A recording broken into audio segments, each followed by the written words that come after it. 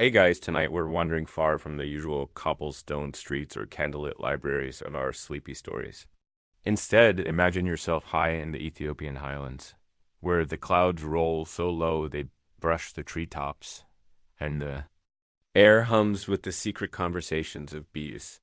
You probably won't survive this, at least not in the way you expect, because tonight your heartbeat might just slow to match the wing beats around you. That's so. Before you get comfortable, take a moment to like the video and subscribe, but only if you genuinely enjoy what I do here. And if you're tuning in from somewhere special, post your location and a time where you are. I love seeing how far these quiet stories travel. Now. Dim the lights, maybe turn on a fan for that soft background. And let's ease into tonight's journey together. You open your eyes to the smell of rain on warm soil. Mist drifts between eucalyptus trunks, soft as breath. The path beneath your feet is narrow, almost hidden, carpeted with fallen leaves that glisten like beeswax under dawn's shy light. The air is thick with the perfume of wildflowers and wood smoke. Somewhere ahead, the hum begins not loud, but steady like 1,000 muted violins tuning at once. They say there's a palace here, but no one agrees on its exact place. It moves, the villagers whisper, depending on who deserves to find it. One day it's wrapped around a hill of honey-colored stone. Another, it vanishes completely into the clouds. But today the fog parts, and there it is, less a building than a breathing thing. You see it first in fragments, honeycombed walls, each cell filled with sunlight. Balconies made from woven reeds and gold-threaded silk. Every surface glows as if the bees themselves have polished it smooth. And then the scent hits you, warm honey, crushed blossoms, and faint smoke from the fires that keep away mountain. Leopards. A figure stands at the palace gate, tall, wrapped in layers of gauzy white, her face shaded by a crown of golden reeds.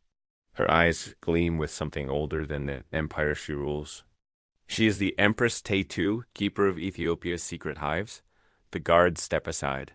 You are led through archways that curve like the ribs of a hive. Inside, the corridors hum not just with bees, but with music. Thin pipes carved from bamboo carry soft tones through the air so that every footstep, every breath, joins the melody. It's a palace that listens back. Do not fear the hum, whispers one of the attendants beside you. They are our messengers. They carry more than nectar. You nod, your skin prickles with the sound. Bees drift around your head like drifting sparks, then vanish into niches carved from wax. The Empress walks ahead, silent, except for the faint rustle of her garments. When she reaches a carved door shaped like an open petal, she turns to you. Every empire has its soldiers, she says. Mine have wings. You follow her into a courtyard bathed in pale gold light. It's not sunlight, it's honey light, reflected from shallow pools scattered across the marble floor. The air here feels thicker, as if time itself slows to the pace of pollen drifting. She gestures to one of the pools. This palace was built to listen, she says. The bees teach us what cannot be spoken. Her words ripple across the liquid surface, and for a fleeting moment you think you hear them echoed back in the faint. Buzzing above Dot at the center of the courtyard stands an altar of smooth basalt. Upon it rests a beeswax seal, carved with a symbol, a ring of wings surrounding a single drop of honey. The Empress touches it reverently. This seal is the heart, she murmurs. Every message we send leaves from here. Historians still debate whether such a place truly existed. Some say Taytu was a dreamer queen, obsessed with the old ways. Others say she built this hidden palace as a form of defiance, a sanctuary for knowledge too fragile for swords and ink. Yet when the wind blows just right through the highlands, locals claim they can still smell the honey and hear faint humming from beneath the soil. You walk deeper into the courtyard, and the sensation of being watched, not by people, but by the hives themselves, settles on your shoulders. Bees move in perfect circles around carved columns. One lands on your wrist, its body gleaming bronze. In the filtered light, instead of fear, you feel a calm, as if it recognizes you. The Empress notices. They remember faces, she says, with a knowing smile. They remember kindness. She steps closer, her voice lowering. Long ago, the first emperors of Axum built their tombs in the pattern of hives. To them, the bee was not just a worker, it was a soul that carried messages between worlds. A faint breeze stirs, carrying the smell of rain-soaked eucalyptus. The hum grows louder, and from above, you glimpse translucent curtains swaying woven silk mixed with strands of dried honeycomb. The walls seem to pulse with life, and you realize the palace is alive in the quietest, most literal way. The Empress turns toward a shaded stairway leading down. You'll learn more when you've earned their trust, she says softly. The bees will decide. She leaves you standing by the altar, surrounded by the steady whisper of wings. You look down at the beeswax seal again. It glows faintly in the dim light. For a moment, you think you see movement inside it, as if something small and golden stirs beneath the wax. A guard steps forward, his voice as calm as honey dripping from a comb. Keep this close, he says, placing a small token into your palm, a tiny carved replica of the same seal, its edges still warm, the scent of wax fresh. You'll need it to pass through the hills. You slip it into your satchel, feeling the faint stickiness cling to your fingers. The hum softens to a near silence, replaced by the gentle drip of water from the eaves. The Empress has vanished. Again, like a mirage in the mist as you step back outside, the fog wraps around you once more, the scent of honey fading to rain. Behind you, the palace walls blur into the hillside, their outlines dissolving into nature. The path ahead winds through terraced fields that glimmer under the soft drizzle. Somewhere beyond, the next chapter of this mystery waits the whispering hills where bees are said to speak of loyalty and rebellion alike. And as you walk, the token in your pocket feels alive, its faint warmth pulsing with each heartbeat, as if it's listening for something only the Empress can hear. You rise before dawn, the mist still curled like smoke over the terraces of Tigray.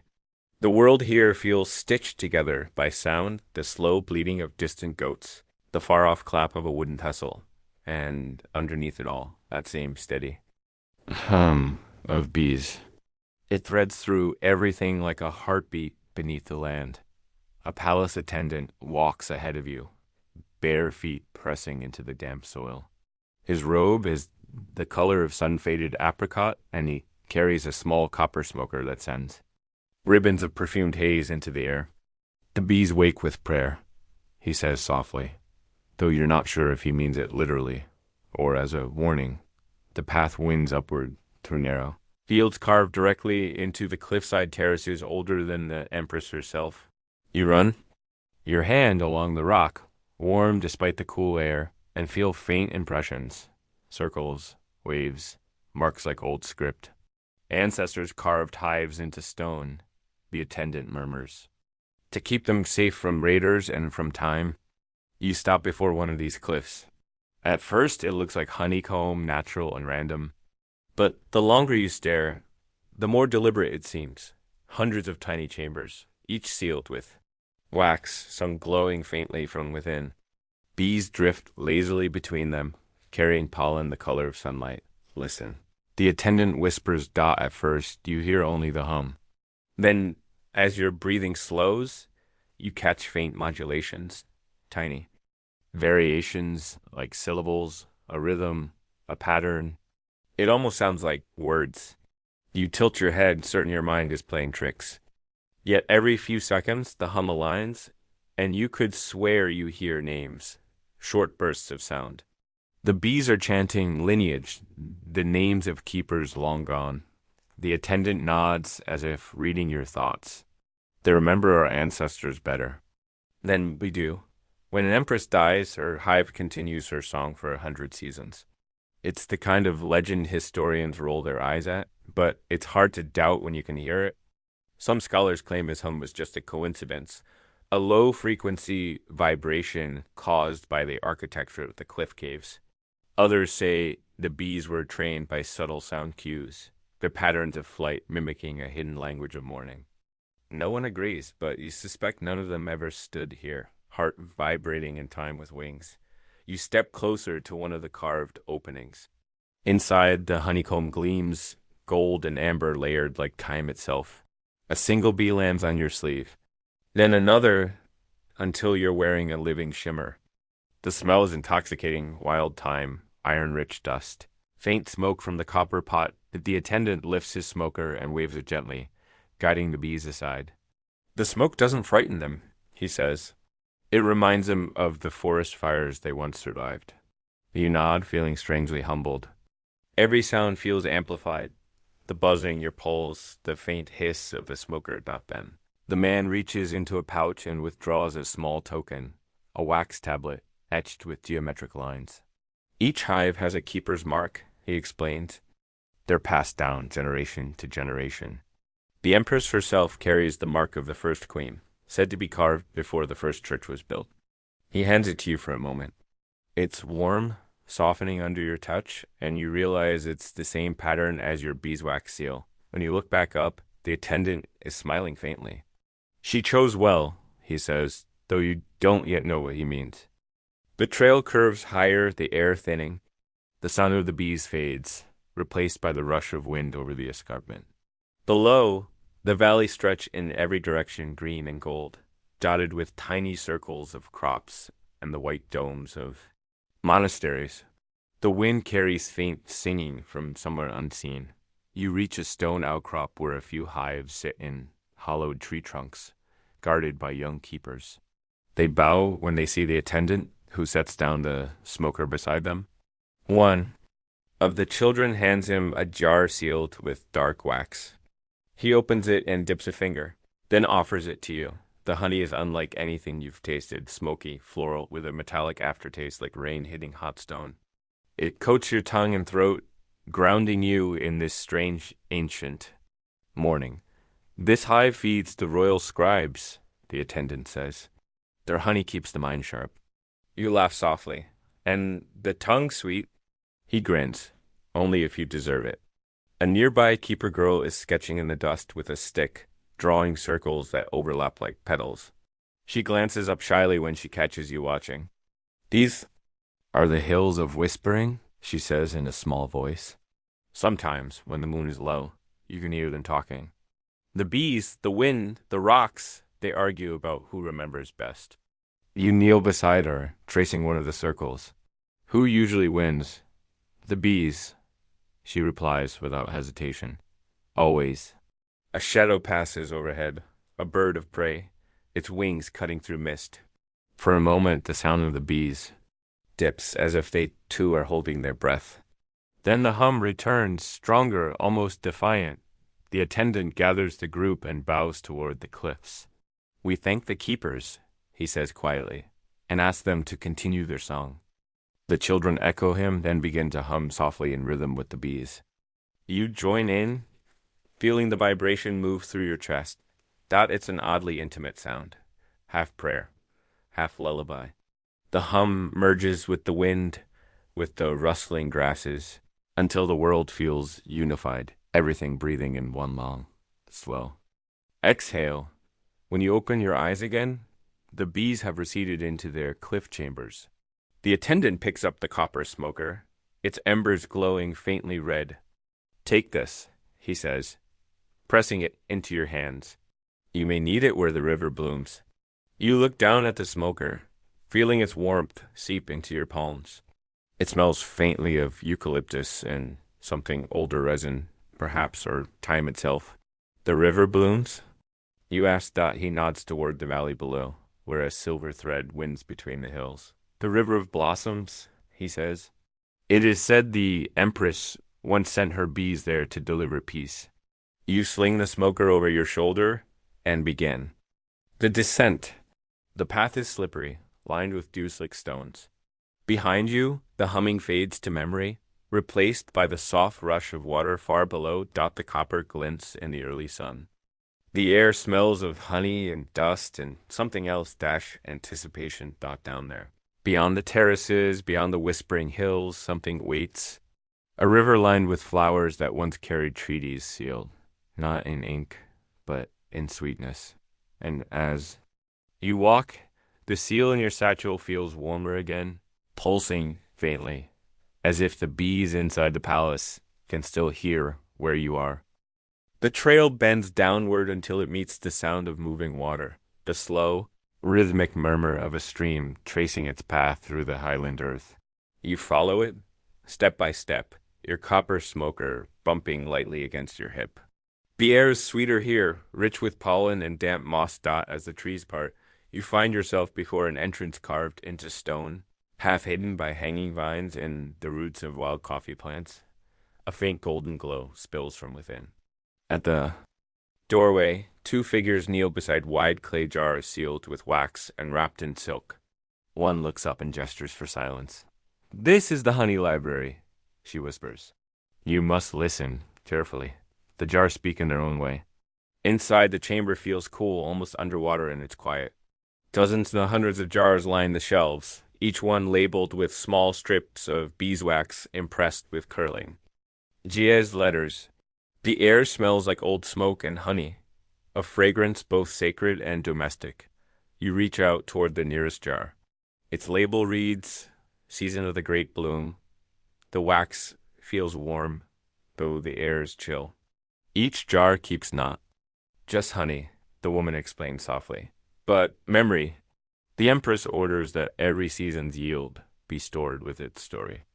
She holds a lamp closer, and light slides through the glass like melted gold. Tiny particles float within pollen grains, bits of leaf, threads of silk. Historians, she adds with a smile, prefer scrolls, but scrolls burn. Honey endures. You bend closer and realize that each jar hums faintly, as though the bee's music was somehow trapped inside. "That sound," you whisper. "Is that just in my head?" She shakes her head. Every jar sings the song of its hive. The tones change with the flowers they visited. The Empress listens to them at night when she cannot sleep. A gentle laugh escapes you. "A playlist made by bees?" She says it's the most honest archive ever kept. She lifts one of the jars, a darker one, labeled Season of Drought. The honey inside is nearly black, thick as tar. "This one tells of the year the rains failed," she murmurs. The bees fled to the caves. Only a few hives survived. The Empress kept this jar as a promise. That sweetness should remember struggle. You turn, gazing down the rows of shelves. The jars gleam softly like suspended lanterns. Here and there you notice small carvings, bees etched into the clay, little suns, symbols that look like maps or constellations. The room feels alive with slow memory. Historians still debate whether Ethiopian courts truly kept honey archives. Some believe the legend refers to coded trade records, different honeys used as shorthand for regions and seasons. Others think it was simply poetic exaggeration. Yet, standing here, surrounded by these humming vessels, you can't imagine it as Myth. The woman gestures to a table at the center of the chamber. Upon it rests an open ledger, pages stained with rings of honey. Each entry records a scent, color, and a proverb. You lean closer and read one aloud. Even the bee whose stings teaches sweetness. "Who wrote these?" You ask. "The Empress herself," the woman says. She says wisdom should be edible. You smile. "That sounds like her." She laughs quietly. "You've heard her speak?" "Only once," you admit. She said, "Her soldiers have wings." At that, the woman's expression softens. Then you've already been chosen. You don't quite know how to respond. You trace your fingers along the jars again, stopping at one sealed with a drop-shaped bead of blue glass. Inside, the honey glows unusually bright, and you catch your reflection wavering like a candle flame. "This one," the woman says, "is from the River of Blossoms. The bees there drink from flowers that bloom only after midnight. Their honey shines even in darkness." You tilt it slightly, watching the liquid swirl. "It's beautiful. Dangerous, too," she adds. "Taken in excess, it brings dreams. So vivid some forget to wake." She replaces the jar carefully, then gestures toward a narrow corridor leading deeper into the rock. "There are more chambers," she says, but only the Empress enters them. She says the last rose belonged to tomorrow. You stand in silence for a moment, letting the hum settle around you. Somewhere above, the palace bells toll, a soft sound, like glass tapping. I'll leave you a moment, the woman says, slipping. Away through the curtain of vines, that alone, you breathe in the thick sweetness of the room. The scent of honey clings to your throat, your skin, your thoughts. You imagine the Empress seated here at night, fingertips tracing these jars. Each hum a reminder that her empire is alive. You pull from your satchel the small beeswax seal the Empress gave you. It seems to glow in response to the surrounding jars. You hold it close to one labeled Season of the Great Bloom, and for a heartbeat, both hum in unison. A resonance passes through the room, a shared vibration, a recognition. Perhaps it's coincidence. Or perhaps the seal remembers too. The lamp flickers, and for an instant you glimpse movement, a shadow darting between shelves. You turn, but there's only the quiet shimmer of honey light. Still, you feel watched. Not menacingly, but curiously. You return the seal to your pocket, still warm from your hand. As you walk toward the exit, a draft stirs the hanging vines and one jar rattles, faintly behind you. You glance back and see the label glinting. Season of the Great Bloom. The humming from within seems louder now, almost urgent, like a message caught in amber. You lean closer and swear you hear a faint phrase, 2 syllables, ancient and musical. You don't recognize the language, but it sounds like follow, outside, the river's song greets you again. You step into sunlight, blinking as the glare turns the water into rippled gold. Across the stream, wild coffee trees sway, their blossoms releasing a fragrance so rich you almost taste it. Somewhere upriver, you spot the faint curve of a bridge made of woven reeds and wood clearly old, yet still holding strong. Beyond it, the land opens into a field of white and yellow blooms stretching to the horizon. The river of blossoms awaits. You glance back once more at the honey library. The vines have already started to close over the doorway, hiding it from view, as if the mountain is swallowing its secret again. Then you adjust the strap of your satchel and start walking toward the sound of bees drifting downstream. The river bends gently through the valley, a silver ribbon edged with endless green. The air here feels thicker alive, vibrating faintly with bees and water and a sighing of the wind through acacia branches. You can smell the blossoms before. You see them, that blend of sugar and dust, bright and almost intoxicating. The locals call this place Nile's Whisper, though no one can agree if it's the true source or merely one of its dreaming tributaries. The Empress calls it the river of blossoms, and you understand why. Every bend is crowded with flowers, white coffee blooms, crimson hibiscus, blue lupin, gold acacia. Their colors bleed together like the inside of a honeycomb, like paint dissolving in sunlight. You walk along a narrow path that hugs the water. The copper smoker swings from your hand, unlit now, but still perfumed with eucalyptus from the morning. Bees drift lazily past your shoulders, unbothered by your presence. Their hum merges with the rush of the stream until it's impossible to tell where one ends and the other begins. A group of women kneel by the water, washing woven baskets. They look up and nod as you approach, smiling through veils of yellow. Pollen that dust their hair and sleeves. One of them beckons you closer. Traveler, she says, you walk where the Empress once did. Her voice carries that gentle authority of someone used to being believed. She brought her bees here during the War of Drought. They made peace before the men did. You crouch beside her. How do bees make peace?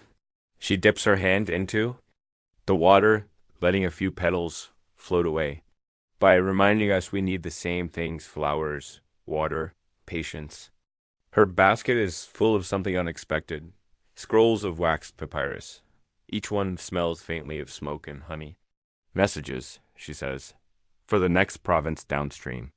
She gestures to where the river curves. When the blossoms fall, the bees follow them. They know the path.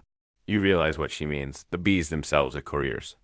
The Empress's envoys once tied wax-sealed scrolls to the hollow reeds that floated with the pollen. The bees, drawn to their scent, guided. them to other hives where new messages awaited. Historians might laugh, but the system must have worked. Treaties carried on fragrance, not parchment. The woman sees your expression and smiles knowingly. Words can be forgotten, she says. Scents last longer. As you stand, the wind shifts. The smell of wet soil mingles with something sharp smoke. For a moment, you tense, expecting fire. But it's only a distant village, its cooking fires curling gentle plumes skyward. You follow the scent until you find an old man sitting beside the riverbank, tending a clay pot set over coals. He stirs slowly, humming a tune with no clear melody. The bees taught me this song, he says without looking up. They hum in. One key when they're calm, another when they're lost. You can tell their mood by how your bones feel. He lifts the lid of the pot. Steam escapes, carrying the scent of boiled acacia flowers. Here, he says, handing you a small cup. Drink. It tastes like the river itself. You take a cautious sip. The tea is earthy and floral, with a touch of bitterness that lingers pleasantly. It's peaceful, you say, though the word feels too small. He chuckles. Peace rarely tastes sweet, but give it time. Beside him, bees crawl along the rim of the pot, sipping condensation. They seem to recognize the man, landing gently on his sleeve. He doesn't brush them away. They know who listens, he says simply as the sun climbs higher. The air fills with shimmering heat. The blossoms seem to glow from within. You follow the river a little further until you find a shaded clearing where the ground is carpeted with fallen petals. You sit, resting your back against a tree, and close your eyes. The hum is everywhere, now soft, constant, like the slow heartbeat of the world. It seeps into your breathing, your pulse, until you're not sure whether the sound comes from outside or from within your own chest in a half-dream of rest. You remember something the Empress said in the courtyard of her palace? Every empire survives only as long as its bees. At the time, you thought she meant it poetically. Now, surrounded by this living river of pollination, you wonder if she was being literal. When you open your eyes, the light has changed. The sun hangs low, staining the water amber. Across the river, the acacias tremble with motion, thousands of bees rising at once, a living cloud. For a moment they move as one, forming shapes that dissolve just as quickly. A spiral, a crown. A wing, you stand, slowly entranced. The bees drift across the river, and one lands lightly on your collar. Its legs are dusted with yellow pollen, the same shade as the pressed acacia blossom tucked inside your satchel from the honey library. You take it out, curious, and hold it beside the insect. It circles the blossom once, then buzzes away toward the far shore. The coincidence makes you smile. Or maybe isn't coincidence at all. The evening deepens. Somewhere nearby, villagers begin to sing a low, winding chant that echoes off the hills. It isn't mournful, exactly, but it carries that tender weight of something old being remembered. You listen as the river carries the sound downstream, as if even the current has. Learn the melody. You start walking again, following the song. The trees thin out, revealing a narrow wooden bridge over the water. The boards creak softly as you cross, each step echoing like the beat of a drum. Beneath you, the river glows faintly with scattered petals, white, gold, and violet. On the far side, the land opens into a wide plateau where smoke rises from torches. You realize you're approaching the royal encampment, the site of the Empress's grand feast that locals still whisper about. The Feast of Sweet Silence. The scent reaches you first spices, honey, and warm bread. And somewhere in the mix, faint but unmistakable, the sharp perfume of myrrh. The hum of bees fades behind you, replaced by laughter and the rhythm of drums. You tighten your grip on the copper smoker, feeling its familiar weight, and step forward into the torchlight, where the air itself seems golden. The first thing you notice is the light golden and flickering, caught between torch flame and candle glow. The Feast of Sweet Silence takes place in a courtyard ringed with carved basalt pillars, each crowned with shallow bowls of smoking myrrh. The air tastes of resin and spice. You pause in the archway, letting your eyes adjust. The Empress sits at the center of a long table covered in woven cloth, embroidered with bees and blossoms. Around her, nobles whisper softly, their laughter rising and falling like a tide. Never quite breaking the calm, a servant leads you to an empty seat near the end of the table.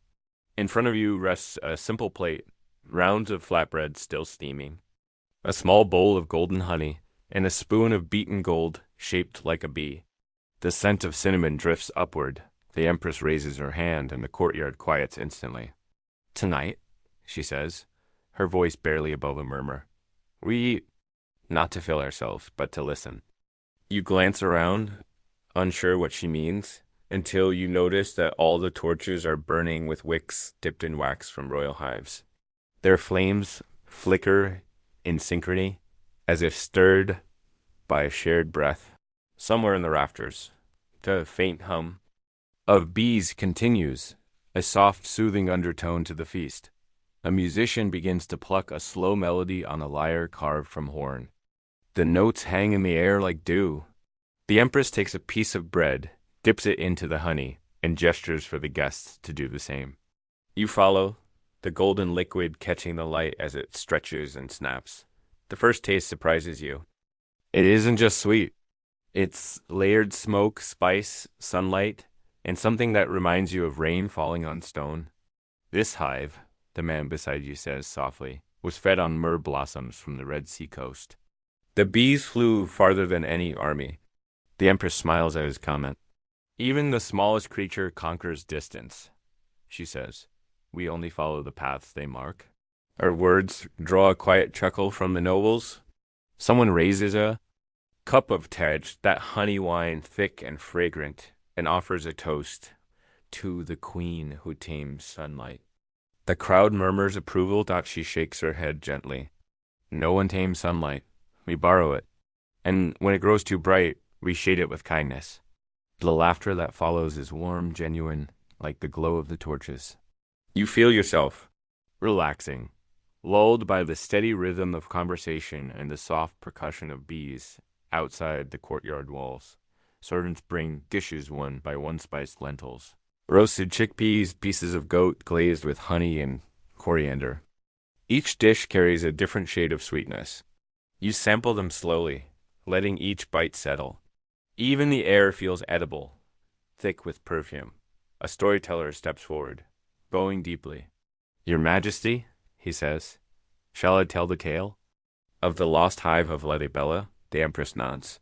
If it pleases the bees, the guests smile. It's a familiar phrase, half blessing, half joke. The storyteller begins, voice low and rhythmic. He tells of a hive carved into the rock of a hidden church, guarded by monks who claimed it sang hymns when the moon was full. When raiders came, the bees rose in a golden cloud and drove them off, their hum echoing through the mountains for days. They say, the storyteller finishes, that the hive still hums, but now it hums for the Empress. The crowd applauds softly, a sound like rustling silk. The Empress bows her head, accepting the compliment without vanity. A story is a kind of honey, she says. Too much sweetness dulls the tongue, but the right amount keeps memory soft. As the night deepens, you notice how the conversation slows. Laughter turns to murmurs. The hum of bees grows louder, as though filling the gaps. A servant refills your cup with golden tej. You sip, tasting fruit and spice, feeling the warmth spread through your chest.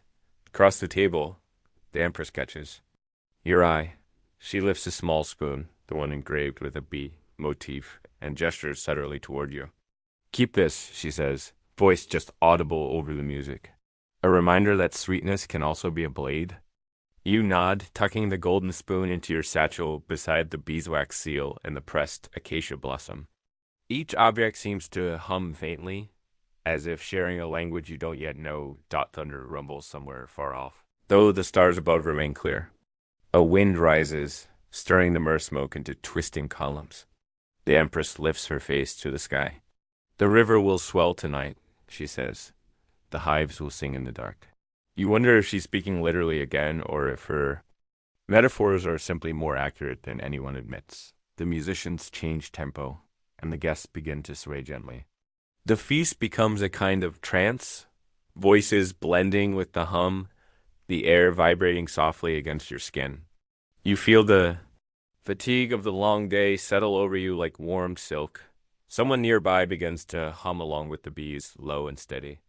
Others join one by one until the entire courtyard hums in harmony. The sound vibrates in your bones, gentle but deep enough to blur thought. It's almost hypnotic. The Empress's eyes close. Her lips move, forming words you can't hear. And then, slowly, she raises her cup. "To peace born of patience," she whispers. You raise yours in return. The stars above shimmer faintly, as if flickering in response. The hum softens again, ebbing like a tide returning to sea. Around you, the nobles lean back, content and half-dashed dreaming dock when you finally stand. The world feels distant, blurred at the edges. The scent of cinnamon clings to your hands and the hum still echoes in your ears. You step out of the courtyard, into the cool night where fireflies drift like tiny floating embers. Behind you, the music fades. Ahead, the path winds upward toward the beekeeper's quarters. Somewhere out there, the Empress's oldest servant waits to teach you what it means to greet a hive properly, to speak to bees as equals. You glance once more at the golden spoon in your satchel, its handle shaped like a wing. The feast may be over, but the sweetness lingers, and with it, a quiet promise. There are lessons even honey can't hide. And now, as the feast's laughter drifts into memory, the world around you begins to hush. The torches burn low. The night cools, carrying the perfume of myrrh and distant rain. You walk slowly through the darkened courtyard, your footsteps muffled by soft earth. The hum of bees fades to a whisper. Like the last notes of a lullaby, the Empress's words echo gently in your mind about patience, about light, about sweetness borrowed from the sun. You breathe in deeply, tasting smoke and honey on the air. It feels old and comforting, like the scent of an ancient library or a page turned by time itself. Somewhere nearby, a single hive still murmurs. The sound is steady and calm. You stand there for a long moment, listening until you realize the rhythm matches your heartbeat. Maybe it always did. You reach into your satchel. The golden spoon glints faintly, catching the moonlight. You trace the tiny bee etched into its handle and feel an odd sense of connection between the woman who ruled with gentleness and the creatures that never sleep. Between the sweetness and the silence. The world feels softer now, wrapped in quiet hums and drifting incense. You can almost hear rain beyond the walls, pattering like faint applause for a story well told. You exhale slowly, your shoulders sinking. The palace behind you glows faintly, half dream, half memory. Ahead, the path dissolves into mist. You don't rush. You simply walk, letting the night carry you, each step lighter than the one before. The bees hum you toward sleep, and the darkness hums back. End of script. Sweet dreams.